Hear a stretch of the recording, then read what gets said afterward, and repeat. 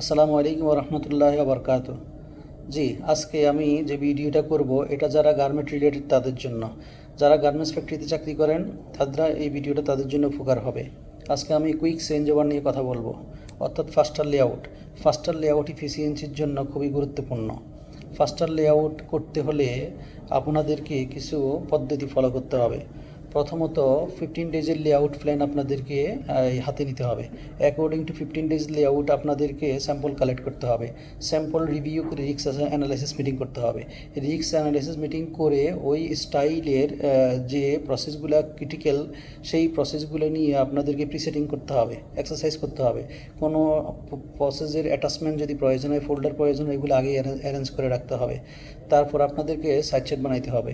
Side set বানিয়ে PV meeting করতে হবে। পিভি মিটিংয়ে সকল ডকুমেন্টেশনগুলো, কোয়ালিটি রিলেটেড সব ডকুমেন্টেশনগুলো আপনাদেরকে অ্যারেঞ্জ করতে হবে। অ্যারেঞ্জ করে রেডি থাকতে হবে লেআউট শুরু করার জন্য।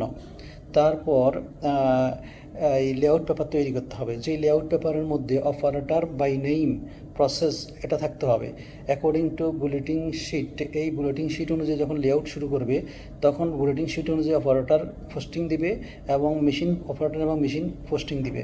ঠিক লেআউট পেপারে যেভাবে আছে সেভাবেই লেআউট শুরু করবে। লেআউট শুরু করার সময় আগের অর্ডারের পর্যাপ্ত ডাব্লিউআইপি, রিকোয়ার্ড ডাব্লিউআইপি, স্ট্যান্ডার্ড ডাব্লিউআইপি থাকতে হবে। স্ট্যান্ডার্ড ডাব্লিউআইপি না থাকলে দ্রুত লাইন খালি হয়ে যাবে, তাহলে ব্যাক টু ব্যাক লেআউট হবে না। তো সুতরাং আগের অর্ডারের আপনাকে এই স্ট্যান্ডার্ড ডাব্লিউআইপি আপনাকে এনশিওর করতে হবে।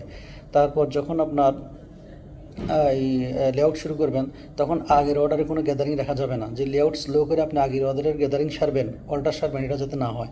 আগে থেকে আগের অর্ডারের পুরাতন স্টাইলের অল্টারগুলো সবগুলো আপনাকে ক্লিয়ার করতে হবে। তারপর আপনাকে পিভি মিটিং এবং পিভি মিটিংয়ে যে আলোচনা হয়েছে, কোয়ালিটি সংক্রান্ত আলোচনা, এগুলো আপনাকে লেআউট করার সময় অপারেটরদের ওই আলোচনাগুলো আপনাদেরকে শুনাতে হবে। তারপর আপনার approval trim card, approval sample অনুযায়ী, approval trim card, approval sample এবং কোয়ালিটি ফাইল অনুযায়ী প্রত্যেকটা প্রসেস এনশিওর করে প্রসেস বাই প্রসেস মোকআপ দিয়ে আপনাদেরকে লেআউট আগাইতে হবে। তো কোয়ালিটি সাধারণত লেআউট করার সময় কোয়ালিটিটা 100% হয়তো প্রসেস থেকে আসবে না, কিন্তু সেই ক্ষেত্রে প্রথমেই লেআউটই রিজিট হওয়া যাবে না। অবশ্যই রাইট দ্য ফার্স্ট টাইম হতে হবে। এখানে রেশনালিটি ইউজ করতে হবে, অ্যাকসেপ্টেন্স থাকবে।